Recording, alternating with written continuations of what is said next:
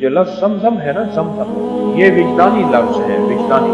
اچانک ملا یہ زمزم لفظ۔ مہاجرہ کبھی صفا پہ پانی کی تلاش میں، کبھی مروہ میں پانی کی تلاش میں بھاگ رہی آئیں تو فرشتے نے پر مارا اور پتھر پھٹا اور ایڑیاں رگڑی اسماعیل کی اور وہاں سے چشمہ پھوٹا۔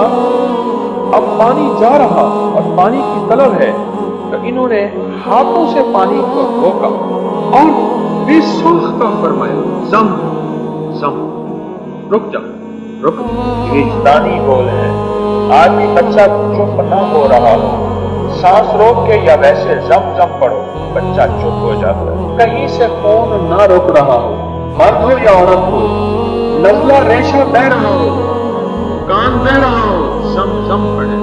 کسی مخالف چیز کو روکنا ہو، اس کا تصور کر کے زم زم پڑھے۔ جہنم کی آگ سے بچنا، جہنم کی گرمی سے بچنا۔ اور اس دعا کے تو فائدے عجیب ہیں۔ دنیا میں بخار ہو، ہائی بلڈ پریشر جس کا نہ جاتا ہو اور سر درد نہ جاتا ہو اور جس کو گرمی روزہ بہت لگتا ہو، اس کے لیے تو زبردست چیز ہے۔ جو دعا جہنم کی گرمی آگ کو ختم کر دے، وہ روزے کی تپش، گرمی، آگ، جلن، گھبراہٹ کو ختم نہیں کر سکتے۔ وہ جہنم کی آگ ایسی آگ ہوگی، یہ آگ جب جہنم کی آگ میں جائے گی تو اس کی آگ کی وجہ سے بے حیثیت ہوگے بجھ جائے گی۔ اور اگر جہنم کی آگ میں سے کوئی بندہ نکال کے اس آگ میں ڈال دیں، اس کو نیند آ جائے گی۔ اوہو، وہ جہنم کی آگ، اور اس کے آپ فائدے کتنے حاصل کریں، جہاں آخرت کا فائدہ وہاں دنیا کا فائدہ۔